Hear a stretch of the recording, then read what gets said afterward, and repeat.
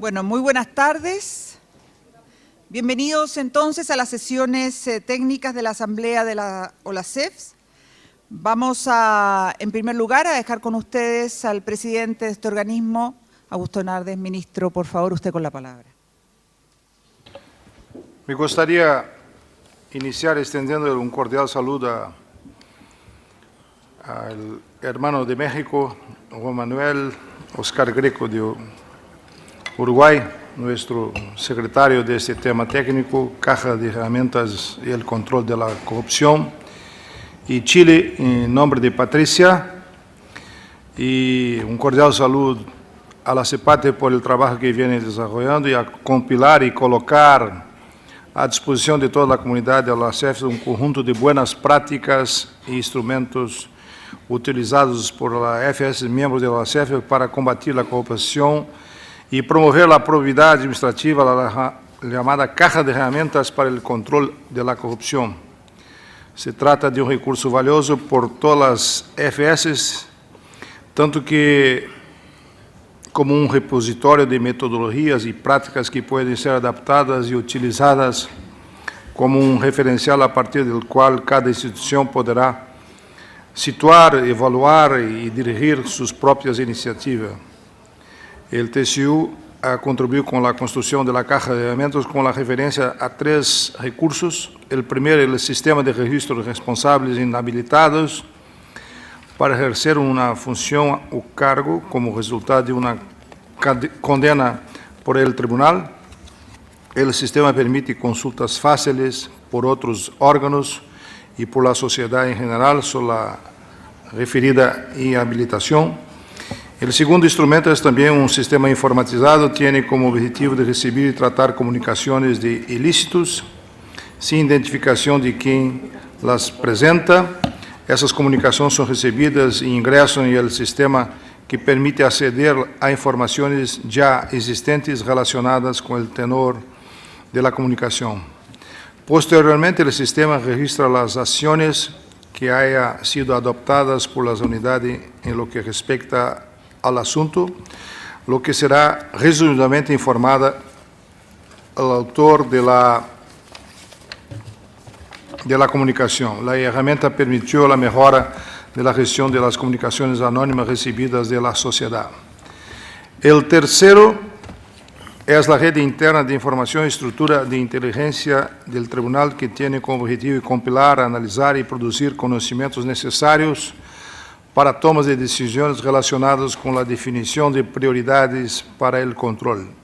A rede interna produz análises estatísticos e referenciais acerca de administração de recursos públicos, assim como conhecimentos vinculados à detenção de riscos do cometimento de ilícitos. Por constituir um grande desafio para as instituições governamentais de todo o mundo, o combate à corrupção é dos temas sobre os quais a cooperação internacional é muito intensa, assim como lo estamos fazendo em este momento. Foros diversos de partes diferentes do mundo discutem políticas, iniciativas, recursos e sanções para fazer frente ao avanço da corrupção. Dentro do Brasil também, várias instituições governamentais cooperam nesse sentido. Em março de 2009, órgãos e entidades públicas da esfera federal, entre as quais estão o TCU, constituíram a rede de controle da gestão pública para articulação de apoio e ações de fiscalização. A partir de ellos, redes de controle foram formando-se em los estados brasileiros. Um dos principais objetivos das redes de controle é o desenvolvimento de ações dirigidas ao diagnóstico e combate à corrupção.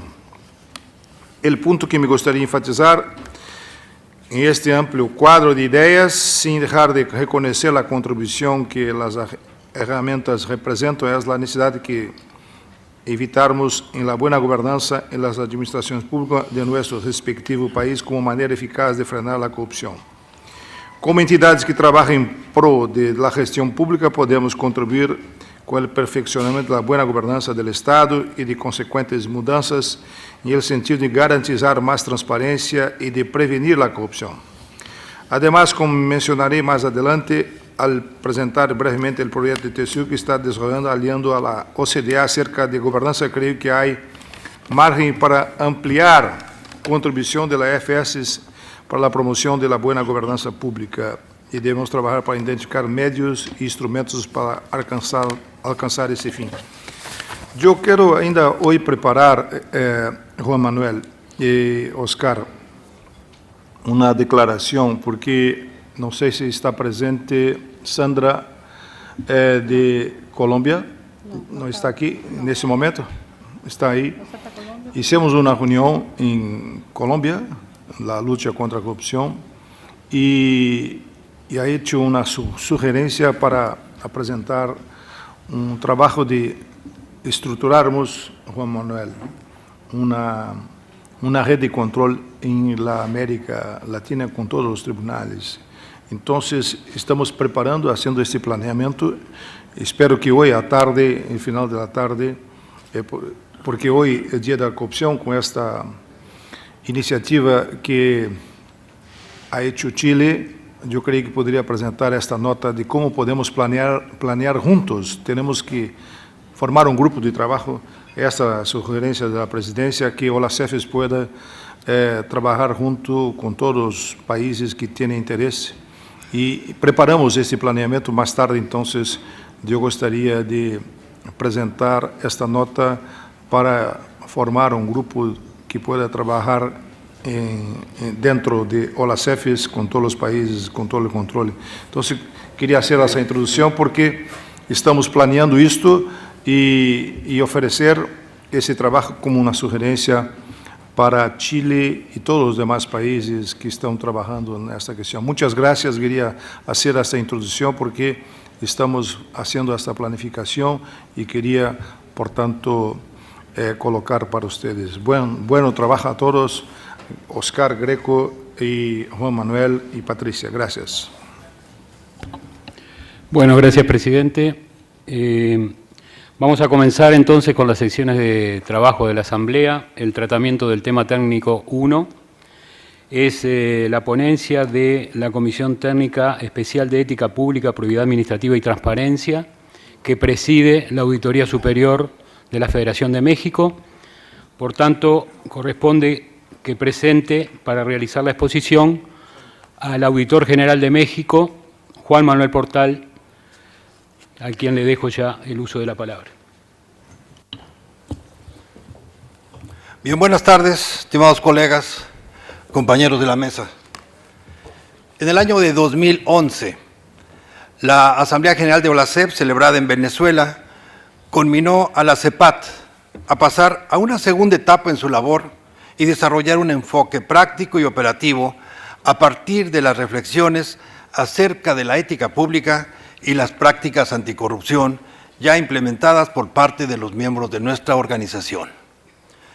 Lo anterior, aunado al mandato de la 54º Consejo Directivo reunido en Brasilia en enero de 2013, órgano de OLACEFS que aprobó el Plan Operativo Anual de la CEPAT, dio como resultado la caja de herramientas para el control de la corrupción que me toca presentarles el día de hoy.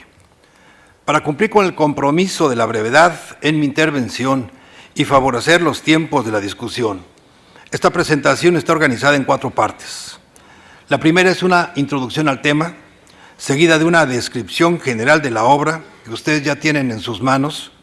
Luego enumero las principales conclusiones que obtuvimos tras el análisis del contenido y finalmente presento 4 mociones a la Asamblea para el desahogo a que haya lugar. Antes de entrar en materia, es importante mencionar que este entregable es el resultado del trabajo de la Comisión Técnica de Ética Pública, Probidad Administrativa y Transparencia, CEPAT, la cual tuvo como impulsor esencial a la Contraloría General de la República de Chile, institución a la cual debemos el esfuerzo y desarrollo de esta compilación. Mil gracias a nuestro Contralor General de Chile, Ramiro Mendoza, a Patricia, la subcontralora, y gracias a todos los que participaron en ella. En cualquier parte del mundo, el papel de la entidad de fiscalización superior está enfocado a realizar un eficiente trabajo de auditoría. La auditoría es una herramienta que no tiene en sus alcances centrarse en el combate a la corrupción. Señala Mohamed Khan, quien fungió como auditor de las Naciones Unidas en 2006. Los auditores no están para atrapar a la gente con las manos en la masa. En todo caso, pueden apuntar respecto a las debilidades que son fuente de corrupción. Frente a esta posición, los mandatos respectivos que cada EFS tenemos son el eje fundamental que guían y determinan el alcance de nuestros esfuerzos por coadyuvar a la lucha contra la corrupción. Nuestras acciones en materia de combate a la opacidad, a la discrecionalidad y a la ausencia de rendición de cuentas deben formar un frente común junto con los esfuerzos de las instituciones oficiales y la sociedad organizada, toda vez que la corrupción es un fenómeno multifactorial.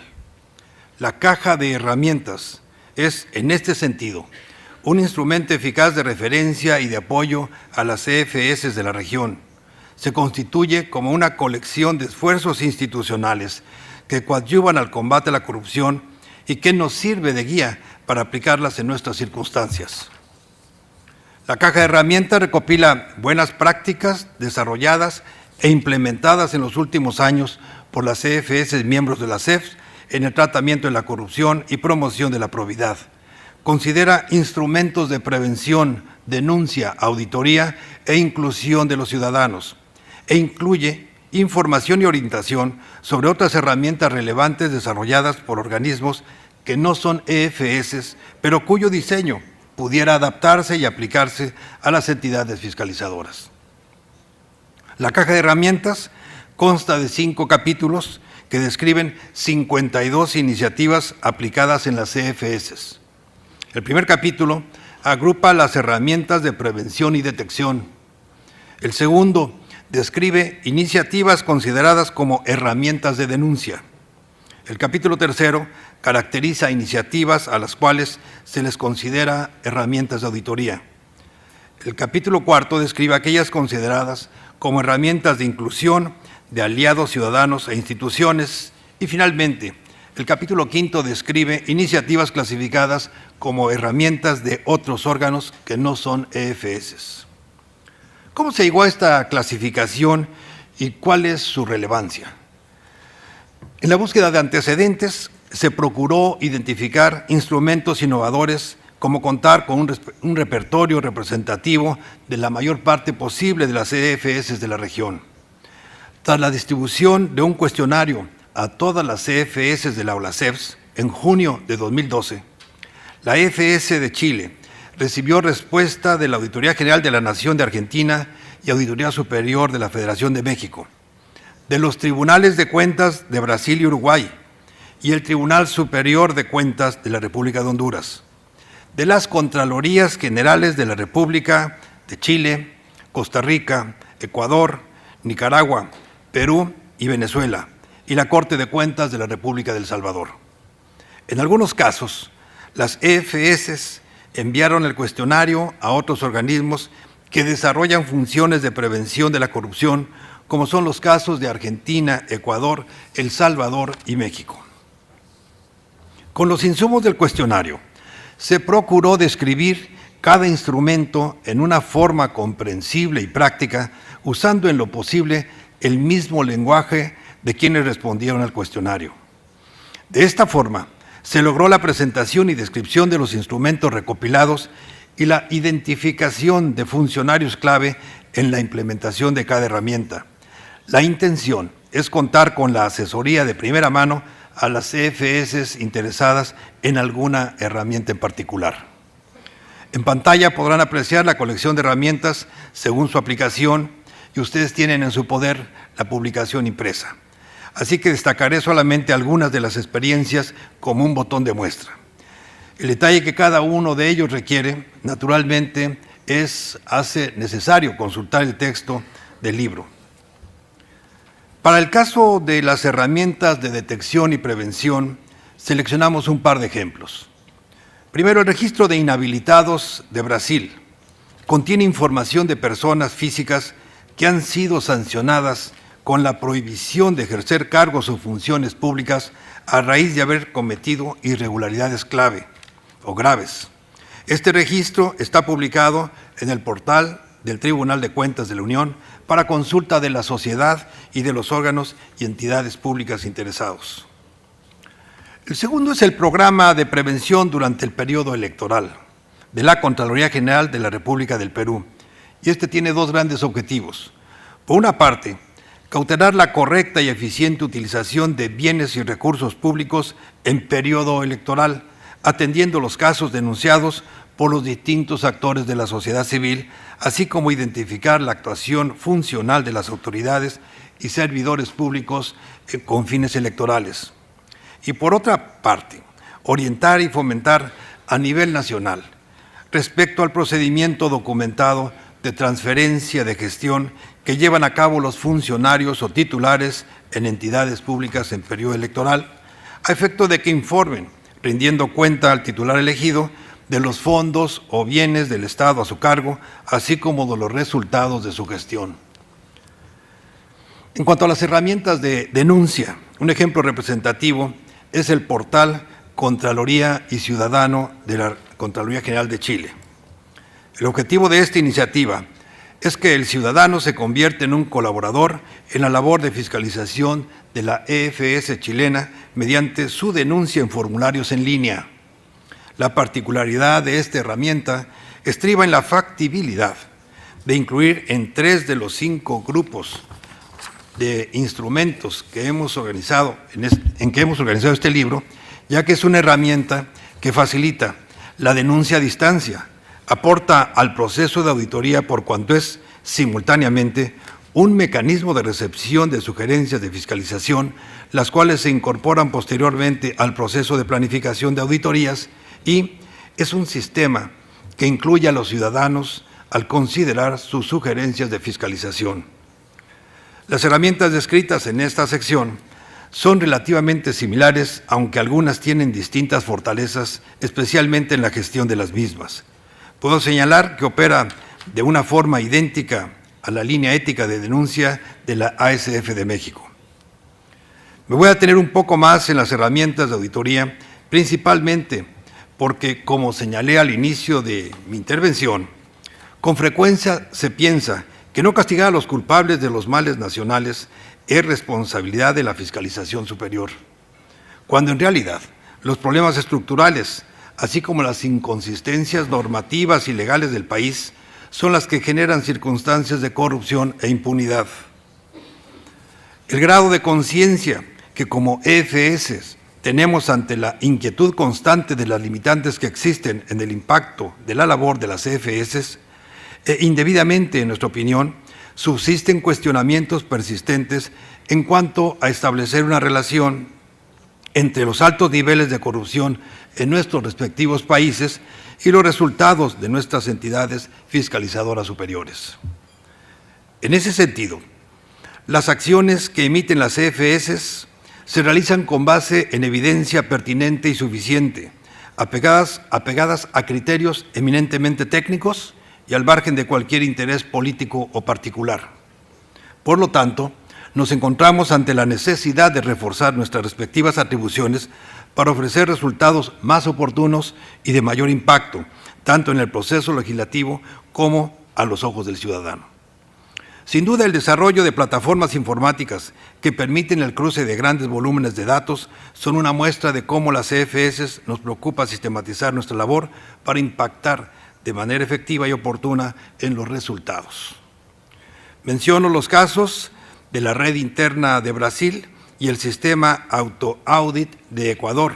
Este último ha modelado el proceso de auditoría en sus diversas fases, desde la planificación hasta la emisión del informe, lo cual le permite administrar y dar seguimiento al proceso íntegro. Para este tipo de herramientas es importante considerar 3 ejes adicionales. Primero, la verificación de la implementación eficaz de las normas internacionales de auditoría de entidades fiscalizadoras superiores, las ISAIs, como se les conoce por sus siglas en inglés. Segundo, una pertinente y eficaz comunicación de los resultados por parte de las EFS, lo cual impacta en forma inmediata en la percepción del ciudadano. Y tercero, la evaluación que deben realizar nuestras instituciones sobre el control interno implementado por las entidades públicas. En cuanto a este último punto, vale la pena recordar que el control interno abarca el conjunto de mecanismos implementados al interior de las instituciones gubernamentales, con objeto de examinar el avance gradual del cumplimiento de sus metas y objetivos y la adecuada administración de los recursos y de los riesgos inherentes. Por otra parte, la evaluación externa a los controles internos que deben realizar nuestras instituciones busca promover una actuación proactiva para el establecimiento de sistemas depurados y conforme a las mejores prácticas gubernamentales. De esta manera, se propicia la eficiencia, eficacia y economía en la gestión pública y como resultado de lo anterior, se coadyuva a reducir los espacios posibles a actos de corrupción.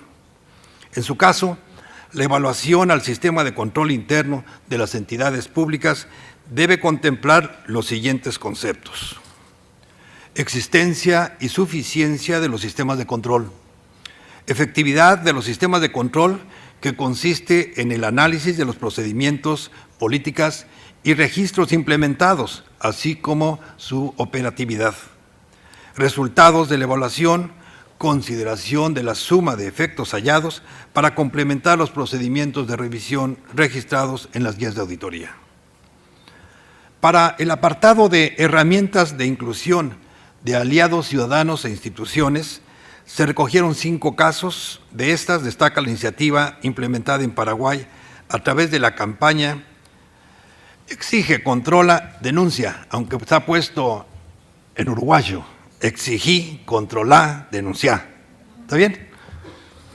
Esta campaña tuvo como objetivo sensibilizar a la ciudadanía sobre los efectos que produce la corrupción en el sistema educativo y la importancia de que toda la comunidad educativa se involucre en los procesos de fiscalización superior. Los programas de complementos nutricionales y útiles escolares de Paraguay están dirigidos hacia la población escolar más pobre del país y han generado un costo social alarmante por las irregularidades que lo han afectado. El resultado ha sido el involucramiento activo de padres y estudiantes en la fiscalización del cumplimiento de estos programas. Otro caso interesante es el programa de auditorías juveniles de Perú, consistente en la ejecución de actividades de vigilancia ciudadana por parte de alumnos de los últimos años de educación secundaria, quienes, acompañados de sus docentes, prepararon, ejecutaron y reportaron los resultados de las veedurías escolares realizadas a las instituciones educativas, a las unidades de gestión educativa local, al municipio y a las comisarías de su localidad. Para terminar esta breve descripción, se incluyen algunas de las que se identificaron como de sistemas vinculados con el ejercicio de la rendición de cuentas, que son de organismos que no son de EFS, y tales como la obligación de declarar patrimonio e intereses, todos los cuales contienen elementos de gran utilidad e interés para las EFS. Ahora bien, tras un análisis a las herramientas institucionales incluidas en esta iniciativa, frente al reto sistémico que representa la lucha contra la corrupción, se destacan los siguientes hallazgos. 1. Se reconoce que las EFS en Latinoamérica realizan diversas actividades que coadyuvan al combate a la corrupción. 2. La implementación de estas herramientas puede fortalecer la posición de cada EFS en particular para coadyuvar a combatir este fenómeno. 3. Estas herramientas son útiles dada la diversidad de mandatos de las EFS en la región y se advierte que su compendio requiere de una actualización permanente. 4. Es importante que las EFS dimensionen a la corrupción en sus políticas de comunicación como un fenómeno multifactorial que responde a condiciones estructurales de cada uno de los países. 5. Las EFS deben comunicar de manera eficiente su alcance en la lucha contra la corrupción a fin de evitar malas interpretaciones o crear falsas expectativas. 6. El uso de tecnologías de información en el diseño de otras herramientas que permitan coadyuvar al combate a la corrupción. 7. en la actualización de las herramientas. Es necesario establecer una tipología del fenómeno para poder cruzar de manera eficaz la información con las herramientas existentes. Ya que, como sabemos, existe cierta complicación debido a las diferentes definiciones en cada país del fenómeno de la corrupción, por lo que sería importante realizar un esfuerzo de homologación. La comisión correspondiente debe promover la implementación y el seguimiento de las herramientas que sean adecuadas para cada realidad nacional. 8. El rol de las CFS para contribuir al combate debe incluir elementos como el uso de las ISAIs, promoción de modelos de control de la integridad y evaluación de los sistemas de control interno de las entidades públicas. Y 9. Explorar y adoptar, en su caso, lo que sucede en otros países miembros del INTOSAI. Antes de presentar las mociones que se propondrán, retomo estos dos últimos puntos de conclusión. Los aquí presentes tuvieron durante 2013 y quizá antes un acercamiento a la herramienta de autoevaluación de la integridad en las entidades fiscalizadoras superiores, conocido como INTOSAINT. El beneficio mayor de esta herramienta es que se facilita la instrumentación y mantenimiento de una política institucional de integridad, así como el robustecimiento de un sistema de control de la integridad. Sin embargo, más relevante aún es su contribución con la obligación moral de las entidades fiscalizadoras superiores a nivel nacional, regional y global de liderar con el ejemplo, pues a través de este tipo de buenas prácticas internacionales se puede optimizar su desempeño y consolidar la confianza depositada a nuestras instituciones por los legisladores, por partes interesadas en la rendición de cuentas y por el público en general. El semillero de 31 moderadores que nos aportó el primer curso regional para la formación de moderadores de INTOSAINT es evidencia de que la lucha contra la corrupción es una situación que nos demanda atención desde el interior de nuestras propias instituciones. Ustedes tendrán en la revista que se entregó hoy en la mañana un artículo sobre el caso de INTOSAINT. Adicionalmente, liderar con el ejemplo. Debemos contar también con una medida que nos muestre el grado de avance del éxito o fracaso de nuestros esfuerzos. El marco de medición del desempeño de las EFS, conocido como SAI-PMF por sus siglas en inglés, representa un mecanismo útil para poder lograr esto último. Para terminar, solicito la venia de la Asamblea para dejar sobre la mesa las siguientes mociones que nos permitirán el mejor aprovechamiento de esta caja de herramientas.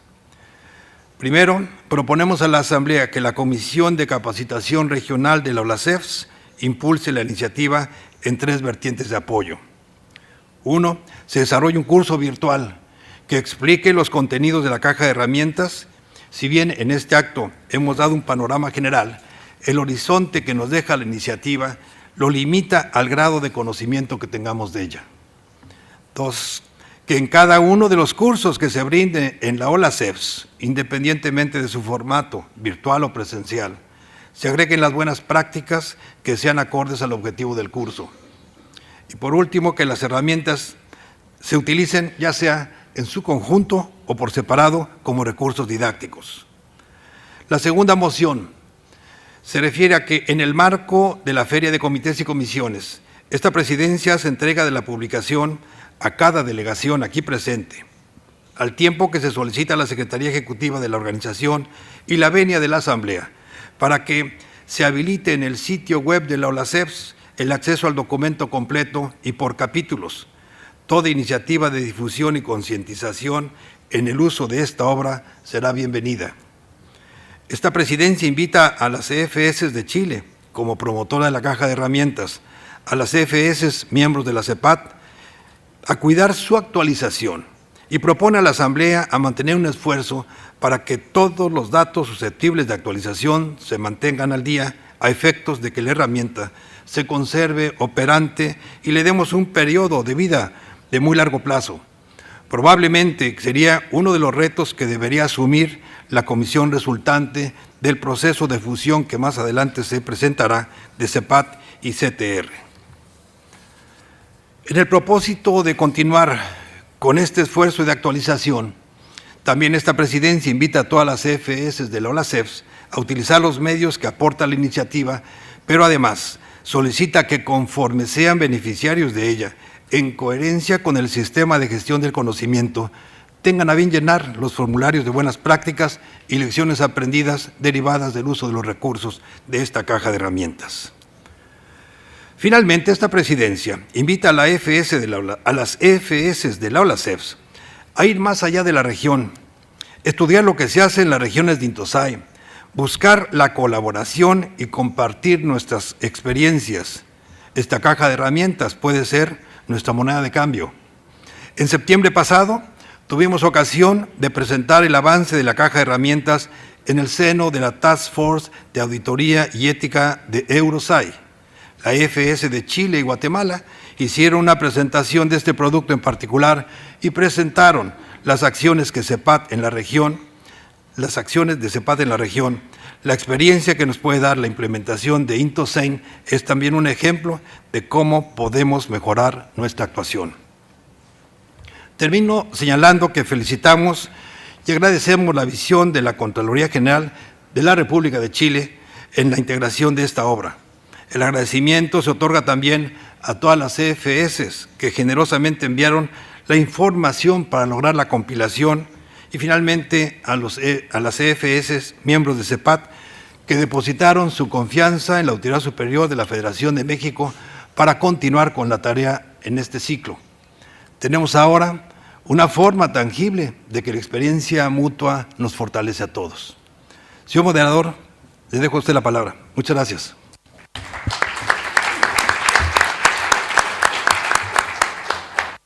Bueno, permítame la Asamblea que en la persona del presidente de CEPAT agradezca y felicite el excelente trabajo que hicieron todos aquellos que participaron en la elaboración de este informe y esta ponencia.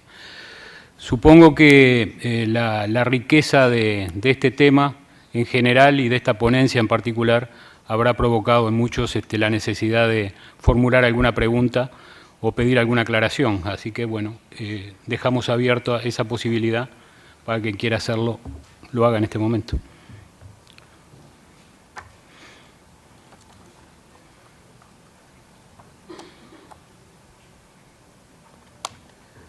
Sí, representante de Cuba, por favor.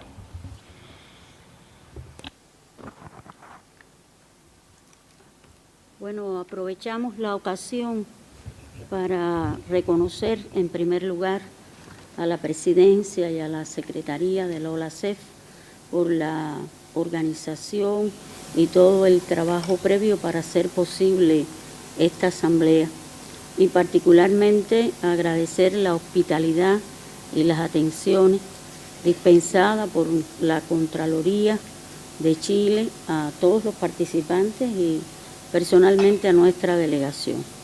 Queremos también saludar a todas las delegaciones y a todos los invitados presentes en esta asamblea y en el tema particular quiero expresar con toda sinceridad que cuando uno ve integrado el trabajo, uno se percata y se da cuenta que a la hora de hacer los aportes solicitados no tuvimos una visión integral de todo el trabajo.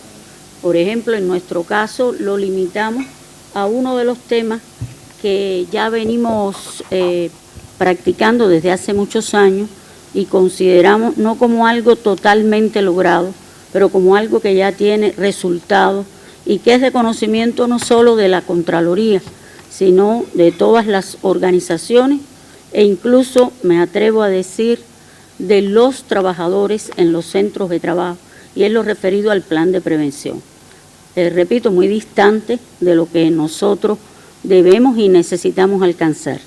Pero cuando veíamos la forma muy bien organizada, estructurada, la exposición siempre tan clara y precisa que nos tiene acostumbrado el Contralor de México, me daba cuenta que en todos los aspectos que él señalaba, pretensión, detención, democracia, denuncia, auditoría, inclusión ciudadana e inclusión de otros organismos.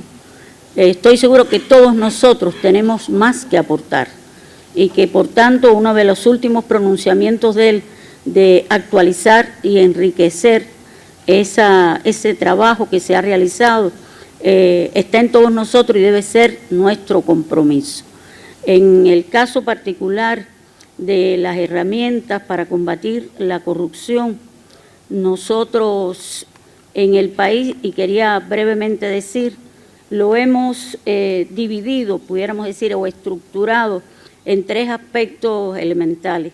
Uno, en primero, hacia el propio fortalecimiento de la Contraloría General de la República, en su nivel profesional, en la ética de todos los compañeros que trabajamos en esta responsabilidad, e incluso extendido al Sistema Nacional de Auditoría, porque la Contraloría General de la República es el responsable metodológico de todo el sistema y de la supervisión del sistema de auditoría. Y en ese sentido, yo quiero significar que Cuba, y sujeta siempre a enriquecer y recibir la ayuda de todos, tiene elaboradas las normas cubanas de auditoría, homologadas ya a las ISAIs y a las normas internacionales de auditoría, e incluye el Código de Ética de los Auditores, no solo de la Contraloría, de toda Cuba. Nosotros el pasado 28 de enero de este año hicimos un acto en todo el país en el que al unísono más de 5.000 auditores firmaron el compromiso ético después de un largo proceso de contribuciones a ese material y de estudio del material. Hemos, por tanto, abierto también una etapa fuerte de capacitación y en el 2014 vamos a hacer examen a todos los auditores sobre la aplicación de las normas de auditoría, porque no basta que hagamos las normas, los instrumentos, si no garantizamos el conocimiento y la aplicación.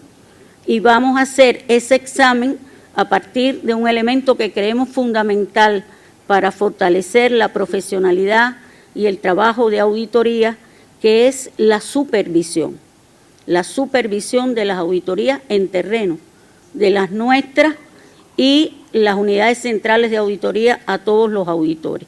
Y por tanto el examen tendrá un 70% de la puntuación sobre la base de la calidad de las auditorías realizadas en cumplimiento de esas normas y un 30% ya desde el punto de vista teórico.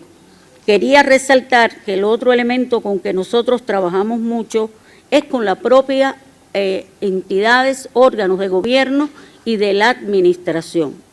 Y en ese sentido, la norma fundamental es las normas de control interno, pero hemos trabajado un poco más allá y yo creo que es muy importante. Aquí se ha mencionado hoy en varias ocasiones que la auditoría tiene que detectar todos los problemas, todos los hallazgos, enfrentarlo con mucho rigor, con mucha valentía, pero lo que nosotros buscamos no son los problemas, lo que quisiéramos contribuir a que cada día se lograra una administración más eficiente y proba. Y en ese sentido hemos trabajado en elaborar guías de autocontrol para que la administración, guías generales, para que las administraciones las adecuen. Hacemos nacionalmente cada año comprobaciones al control interno. Esas comprobaciones, ya estamos en la 8ª edición este año, se van discutiendo en todos los niveles y llegan a discutirse ante el Consejo de Ministros, se da a conocer y además se elaboran programas para superar los problemas.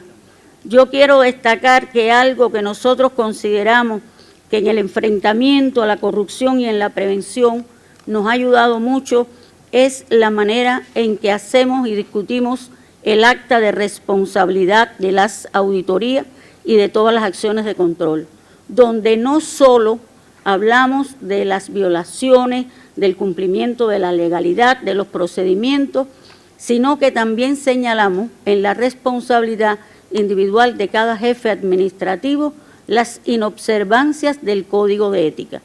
En Cuba, todos los cuadros del Estado se comprometen del gobierno con un Código de Ética que desde 1996 rige en nuestro trabajo. pero no basta el compromiso. Hay que lograr que ese código no se recuerde solo cuando hay un problema, una medida, sino hay que darle vida. Lo digo porque para mí nosotros no somos los únicos. La lucha contra la corrupción es, como bien se dijo aquí, de toda la sociedad, de los estados, de todas las organizaciones.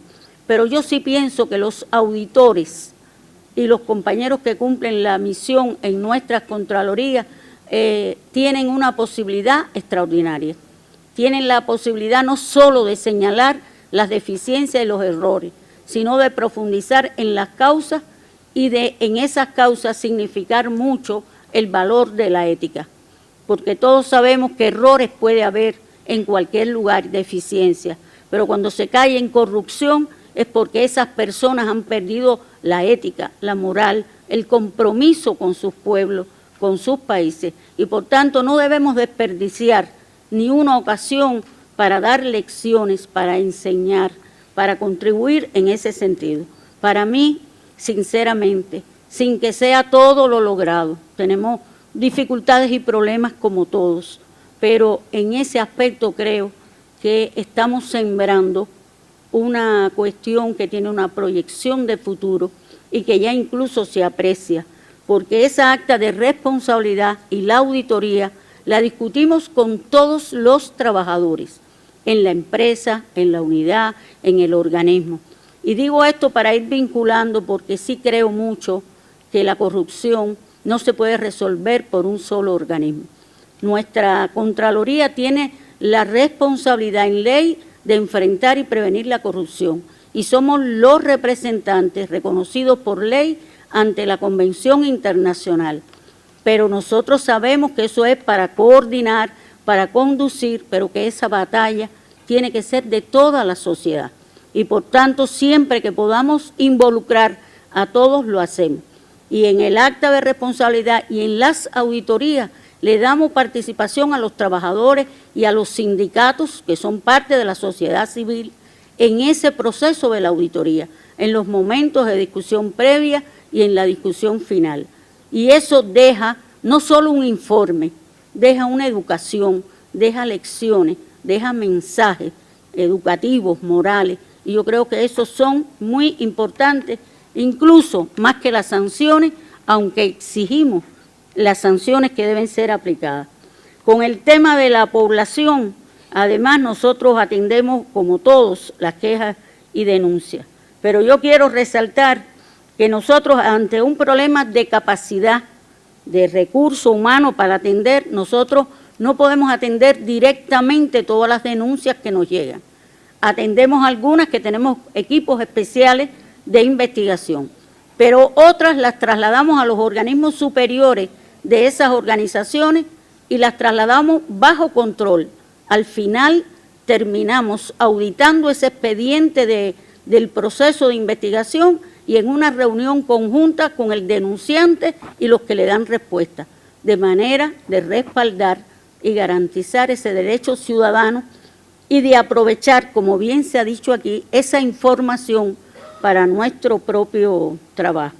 Nosotros finalmente quería decir que en la rendición de cuentas hemos ido avanzando y se ha tomado una decisión para este año ya que los organismos que rinden cuenta ante la Asamblea Nacional son previamente sometidos a un control integral estatal que ejecuta la Contraloría. La Contraloría no solo hace auditoría, además tiene la responsabilidad del control estatal superior y lo hacemos coordinado con los organismos que tienen funciones de control. Y esta ocasión, el informe del ministro que rinda cuenta va a estar precedido de un dictamen, de un informe de la Contraloría General, que se va a discutir previamente. De modo que la rendición de cuentas cada día sea más rigurosa y exigente. Nosotros también queríamos decir que fuimos sujetos al examen de la convención. Nosotros pertenecemos o somos Estado firmante de la Convención Internacional y fuimos sometidos a ese examen y entre las cosas que se pudieron demostrar y fueron reconocidas, y aquí se encuentra el señor Blasi, es que trabajamos en un equipo multidisciplinario y con la integración de todos los organismos, presididos por la Contraloría General, pero allí se encontraba la Fiscalía General, los órganos del Ministerio del Interior, todos los organismos de justicia, de comercio exterior, de aduana, el banco, etcétera. Y todo el proceso lo hicimos en un trabajo unido, en un equipo designado para esa labor y que además ha sido monitoreado por la Comisión Estatal de Control que preside en nuestro país la Contraloría General. Quiero decir que esa aspiración, necesidad de que las Contralorías abarquen otros ámbitos, otras esferas del control, realmente en el país lo hemos ido experimentando. Y hemos logrado que en ese examen participara además la sociedad civil cubana. Muchas veces se comenta que en Cuba no funcionan las organizaciones civiles y yo diría que quizás tenemos tantas como en otros lugares y funcionan y participaron en ese proceso. Y parte de todas estas experiencias, y lo digo para someternos a la actualización de los modelos de capacitación que se están aplicando, lo experimentamos, lo llevamos a terreno en el curso de herramientas que nosotros llamamos herramientas de control y prevención. Y yo creo que esta caja de herramientas debe ser compartida y que en el curso no debe ser solo nuestras experiencias, que tenemos que enriquecer más y nosotros invitamos a que todos los países, cuando participen en el curso, sean portadores de esas experiencias de todos los países y que así podamos seguir contribuyendo al esfuerzo de la comisión que usted ha presidido, compañero Contralor de mí. Muchas gracias. Bueno, muchas gracias, señora Contralora, por la exposición sobre la experiencia cubana que enriquece el tema. Nos quedan unos pocos minutos, pero creo que el representante de Nicaragua quiere hacer una pregunta sobre la ponencia. Sí, buenas tardes. Mi nombre es Lino Hernández, de Nicaragua, miembro del Consejo Superior de la Contraloría General de la República. Más que una pregunta, quería sinceramente felicitar el esfuerzo que se ha hecho en este aspecto, ¿verdad? Que desde hace algunos días tuve oportunidad de leerlo a través del correo electrónico, un adelanto del documento, y me impresionó profundamente, debo decir, porque nos ofrece como un ramillete enorme de herramientas que hay que irlas viendo una por una, ¿verdad? Y que de ponerlas en práctica nos va a enriquecer. Seguramente muchas están en práctica, ¿verdad? Pero, por ejemplo,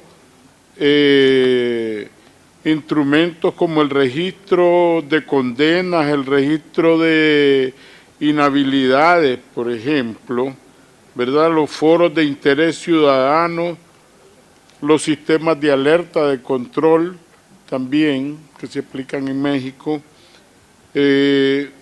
son elementos importantísimos, pero este es apenas, creo yo, como una ventana que nos abre todo un panorama.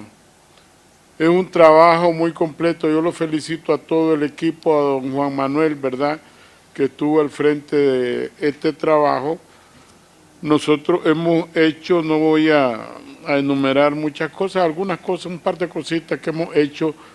Hemos firmado convenios con la Procuraduría y con la Fiscalía de intercambio de denuncias, por ejemplo, para dar un seguimiento y un conocimiento cercano de lo que está pasando en otras entidades que trabajan también en la lucha contra la corrupción en nuestro país.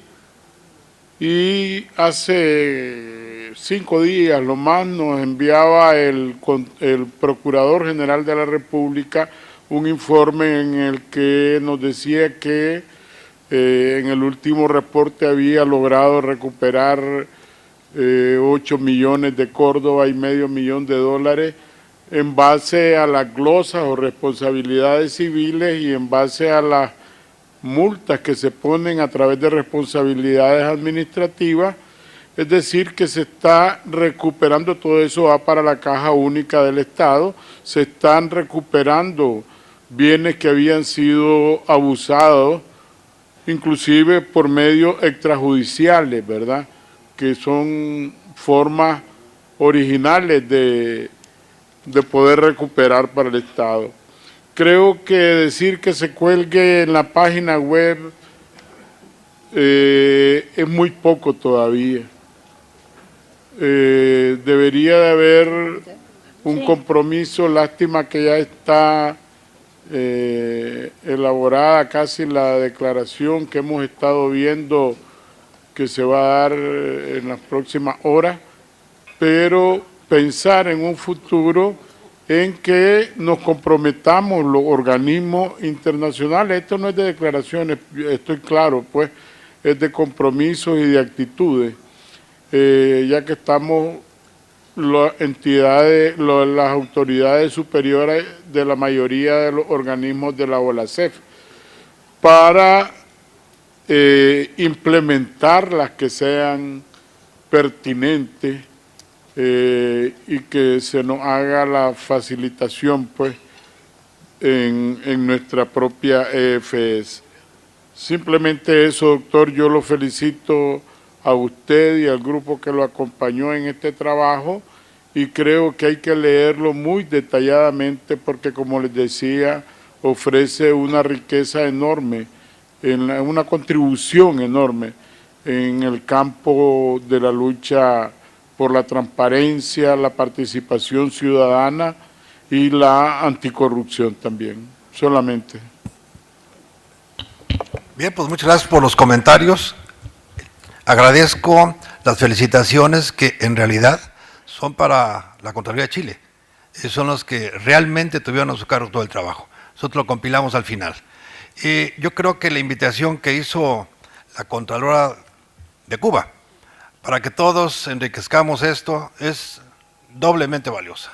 Lo que acabas de decir, Lino, todos creo que estamos de acuerdo en incorporar todas las prácticas que no hemos todavía comunicado y hacer uso de la herramienta todo el tiempo. En cualquier intervención podemos tomar estos datos, estas buenas prácticas para hacer seminarios, cursos, ya sea con cada uno de los temas que tenemos ahí. Y me parece que el doctor Horacio Pernacsetti quiere tomar la palabra. Gracias. Sí, presidente, felicitar a Chile y México por la recopilación y el trabajo excelente que han realizado. Y usted propuso claramente al final de la exposición unas conclusiones para ser aprobadas por la Asamblea. Entonces mi pregunta es si esa aprobación la vamos a hacer ahora o con posterioridad cuando se dé la relatoría, porque me parece que eso es lo esencial, que aprobemos estas conclusiones y las pongamos en práctica. Gracias. Gracias, doctor Pernacsetti. Me informan la Secretaría Ejecutiva que la aprobación de las mociones, se van a someter las mociones a la aprobación de la Asamblea el próximo miércoles. Para poder dar comienzo en tiempo y forma al tema técnico 2, agradeciendo a todos y especialmente a quien hizo la presentación, al contador Portal, damos por concluida la consideración del tema técnico 1. Gracias.